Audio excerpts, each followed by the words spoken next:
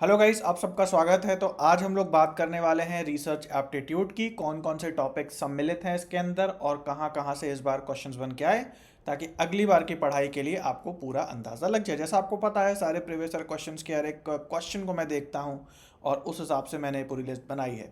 तो हमारे सामने है भाई ये ऑफिशियल सिलेबस। आप देख सकते हो कितने कम टॉपिक्स लिखे हैं, लेकिन रिसर्च एप्टीट्यूड अपने आप में बहुत बड़ा है और बहुत ज़्यादा एरिया से जो है क्वेश्चंस बनते हैं। तो मैंने आप लोगों के लिए सारे के सारा लिस्ट जो है बनाया हुआ है। तो जो बच्चे कोर्स को ज्वाइन किए हुए हैं, तो आप पहले इस वीडियो को देखना, उससे आपको आइडिया लगेगा कि कैसे आपको इन सेक्शंस को, इन लेक्चर्स को अप्रोच करना है और क्या क्या चीज़ें यहाँ पे इंक्लूडेड हैं। जो बच्चे कोर्स नहीं ले रहे हैं, तो वो यूट्यूब पे भी इस पूरे के पूरे लिस्ट को देख सकते हैं, ताकि आपकी जो पढ़ाई है उसे आप सही तरीके से टारगेट कर पाएँ।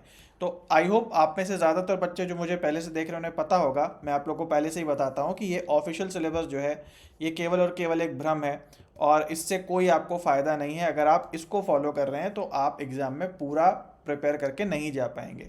तो मैंने जो पूरे प्रीवियस ईयर क्वेश्चंस के अध्ययन से जो लिस्ट बनाई है, वो आपको मैं दिखाने जा रहा हूँ, और समझ लेंगे किस किस प्रकार के जो टॉपिक्स हैं वो आपको पढ़ने हैं और कैसे कैसे तैयारी करनी है। तो इस बार जो नए क्वेश्चंस आए हैं वो मैंने यहाँ पे अपने कोर्स में डाल दिए हैं, और कौन कौन से टॉपिक से क्वेश्चंस आए हैं वो भी मैं आपको यहाँ पे बताने जा रहा हूँ। अगले बार के लिए कौन कौन से इंपॉर्टेंट टॉपिक्स हैं उसके बारे में भी हम बात करेंगे। ओके, तो रिसर्च एप्टीट्यूड की बात करें तो सबसे पहले रिसर्च के बेसिक्स, मतलब रिसर्च क्या है और उसके कैरेक्टरिस्टिक्स क्या हैं। जनरली स्टार्टिंग के जो इंट्रोडक्शन होते हैं उनसे कभी भी क्वेश्चंस नहीं बनते, लेकिन इस बार काफ़ी क्वेश्चंस जो हैं कैरेक्टरिस्टिक्स से आए हैं, कॉमन सेंसिकल क्वेश्चंस की रिसर्च क्या होती है या किस प्रकार से एक आइडियल रिसर्च में क्या क्या गुण होने चाहिए। तो उस पर काफ़ी सारे क्वेश्चंस बने हैं जो कि मैंने यहाँ पे ऐड कर दिए हैं। तो थोड़ा बहुत बेसिक्स इस बार ज़रूर से पढ़ के जाना। अगला अगर हम लोग सब सेक्शन देखें रिसर्च एप्टीट्यूड में, तो वो है रिसर्च के टाइप्स का। तो कौन कौन से प्रकार की रिसर्चेज होती हैं। Descriptive research, experimental, explanatory, exploratory, fundamental research, applied research, action research. तो ये सारी चीज़ें इसके अंदर हैं, और आप देख सकते हो ये दोनों ही टॉपिक इंपॉर्टेंट भी हैं, और इस बार इन दोनों ही टॉपिक से काफ़ी क्वेश्चंस आए हैं।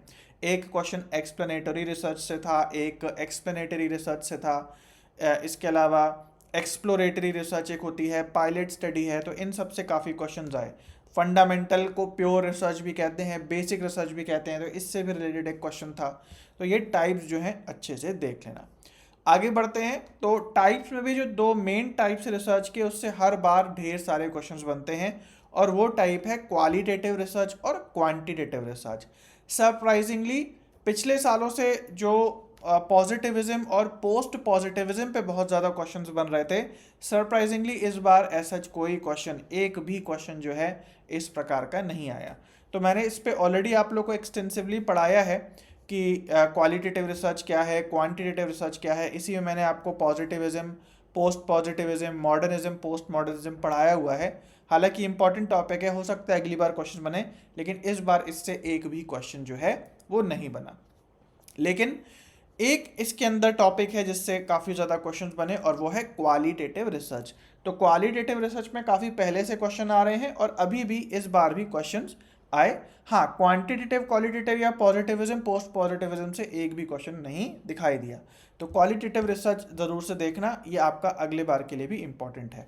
और क्वालिटेटिव रिसर्च में भी जो टाइप्स ऑफ क्वालिटेटिव रिसर्च है, जैसे कई सारी रिसर्च जो है वो क्वालिटेटिव के अंदर आती हैं, जैसे ethnography, historical research, content analysis, case study, grounded theory, action research. तो इन सब से भी ढेर सारे क्वेश्चंस आए हैं, इसलिए आप देखते हो यहाँ हर जगह पे इम्पॉर्टेंट भी लिखा हुआ है, अगले बार के लिए इम्पॉर्टेंट है, और न्यू भी लिखा है, क्योंकि लेटेस्ट क्वेश्चंस मैंने ऐड कर दिए हैं। ज़रूर से उनको एक बार लगा लेना। उसके बाद आगे बढ़ें तो अगला हमारा चैप्टर है वेरिएबल्स एंड स्केल्स का। तो ये बहुत इंपॉर्टेंट चैप्टर है, जिसमें अलग अलग प्रकार के variables, nominal variable, ordinal variable, ratio variable, और उसी प्रकार से उनको मापने के लिए स्केल्स। तो यहाँ पे टाइप्स ऑफ वेरिएबल कौन से हैं, डिपेंडेंट वेरिएबल क्या है, इंडिपेंडेंट क्या है, बहुत इंपॉर्टेंट है। सरप्राइजिंगली इस बार एक भी क्वेश्चन वेरिएबल के टाइप से नहीं आया, लेकिन ऐसा नहीं कि अगली बार नहीं आएगा, ये बहुत इंपॉर्टेंट है। इस टॉपिक को अगली बार के लिए ज़रूर से तैयार करना। इसके बाद क्वालिटेटिव और क्वांटिटेटिव वेरिएबल्स अलग अलग होते हैं, ये भी इंपॉर्टेंट है। और इस बार जो है हमारे ढेर सारे क्वेश्चन आए हैं टाइप्स ऑफ स्केल्स है, और प्रैक्टिकल क्वेश्चन आए हैं कि नॉमिनल स्केल के हिसाब से आपको वेरिएबल ज्ञात करना है। एग्जाम्पल आपको दिया होगा और पूछा गया होगा कि कौन से स्केल से इसे माप सकते हैं। लिखा होगा हाइट ऑफ स्टूडेंट को कौन से स्केल से माप सकते हैं, तो आपको वो स्केल चुनना होगा कि नॉमिनल स्केल से मापेंगे, कि ऑर्डिनल से, कि रेशियो से, एंड सो ऑन। तो इस प्रकार के काफ़ी प्रैक्टिकल क्वेश्चन हैं जो ऐड कर दिए गए हैं और बहुत ज़्यादा इंपॉर्टेंट है। आगे बढ़ते हैं, एक्सपेरिमेंटल रिसर्च सब सेक्शन है।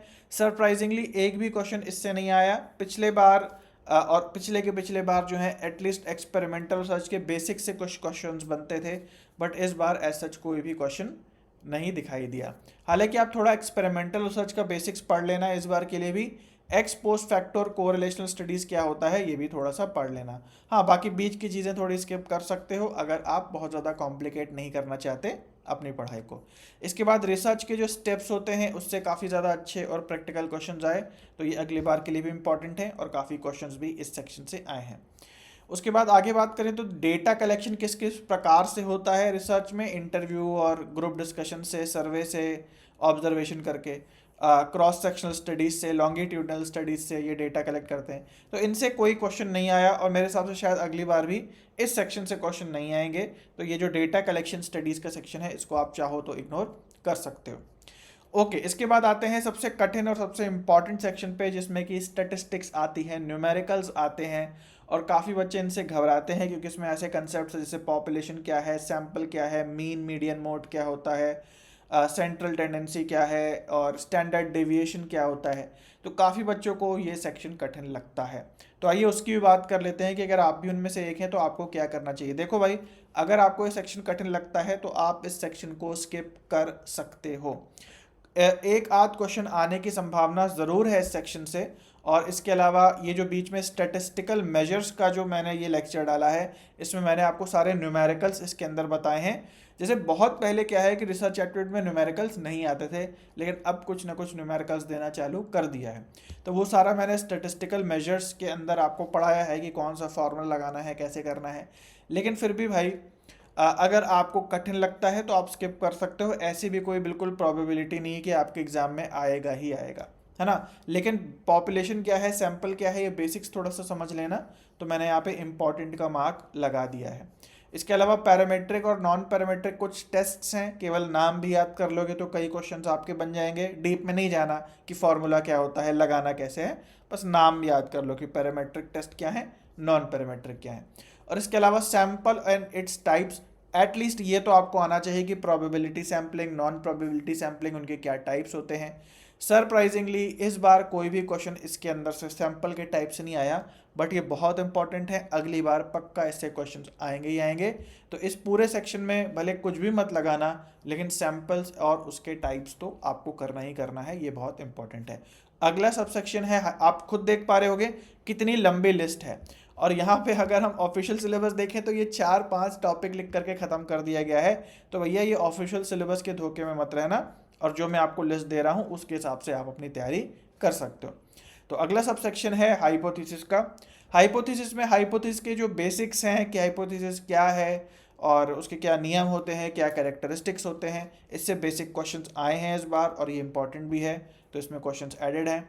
इसके अलावा टाइप 1 और टाइप 2 एरर्स आप सबको पता होगा अगर आप पहले से एग्जाम की तैयारी कर रहे हैं, बट ऐसा कोई क्वेश्चन जो है इस बार देखने को टाइप 1 टाइप 2 एरर या हाइपोथेसिस टेस्टिंग से कोई क्वेश्चन देखने को नहीं मिला।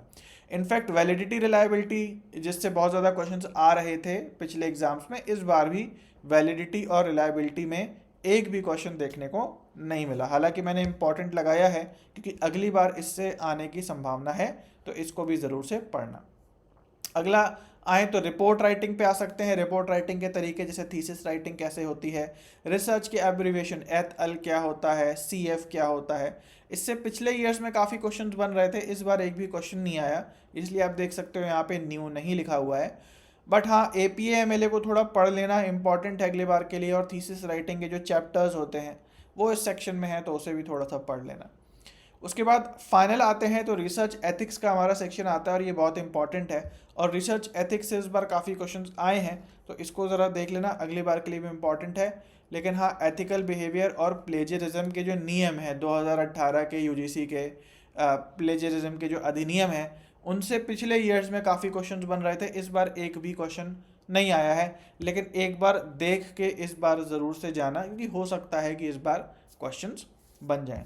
तो गाइज आप खुद ही देख सकते हो कि ये कितनी लंबी लिस्ट है और कितने सारे लेक्चर्स जो हैं रिसर्च एप्टीट्यूड के इंक्लूडेड हैं। और भले आपने कोर्स नहीं लिया है, अगर आप ये वीडियो यूट्यूब पे देख रहे हो तो भैया इस ये नोट डाउन कर लेना है सारे के सारे लेक्चर्स जो लिखे हुए हैं, और इसी के बेसिस पे अपनी स्टडी करना, इसके बेसिस पे मत करना।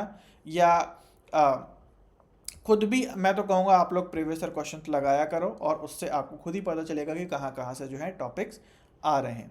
और जिन बच्चों ने भाई कोर्स लिया है, आपके लिए इंस्ट्रक्शंस ये हैं कि आप भाई लाइन से ये सारे लेक्चर्स लगाएं, और लेक्चर देखने के बाद आप topic wise previous year questions का बटन दबा के उन क्वेश्चंस को उसी समय प्रैक्टिस कर लें लेक्चर देखने के बाद, ताकि क्वेश्चंस जब आप प्रैक्टिस करेंगे तो प्रैक्टिकली वो चीज़ आपके दिमाग में जाएगी, और जो लेक्चर है वो बहुत देर तक आपके दिमाग में रहेगा। तो पूरा साइंटिफिकली इस कोर्स को बनाया गया है कि जैसे मान लीजिए आपने किसी लेक्चर को यहाँ पे क्लिक किया है, वो लेक्चर आपके सामने खुल रहा है, तो लेक्चर देखने के बाद आप यहाँ टॉपिक वाइज पे वाईक्यूज क्लिक करें और वहीं पे आपका प्रैक्टिकल हो जाएगा। तो किसी भी थ्योरी का हम जितना प्रैक्टिकल करते हैं वो चीज़ उतनी ज़्यादा देर तक हमारे दिमाग में रिटेन रहती है। तो लाइन से आप करें तो अच्छा है, बिल्कुल भी बीच में किसी भी लेक्चर को स्किप ना करें। जल्दबाजी में हैं तो केवल इंपॉर्टेंट वाले देखें, लेकिन अगर आप पैसे दे रहे हैं तो मैं कहूँगा पूरा वसूल करिए और सारे के सारे लेक्चर्स देख के सारे के सारे प्रीवियस ईयर क्वेश्चन लगाइए, तो बेस्ट स्टडी जो है आप लोगों की होगी। चलिए गाइस, आप लोगों को एक्चुअल सिलेबस क्या है और इस बार का पैटर्न क्या रहा वो आपको पता चल गया। मिलते हैं किसी अगले वीडियो में और एक नए जो सेक्शन की जो है हम लोग बात करेंगे। सभी को ऑल द बेस्ट है, और बाय और टेक केयर।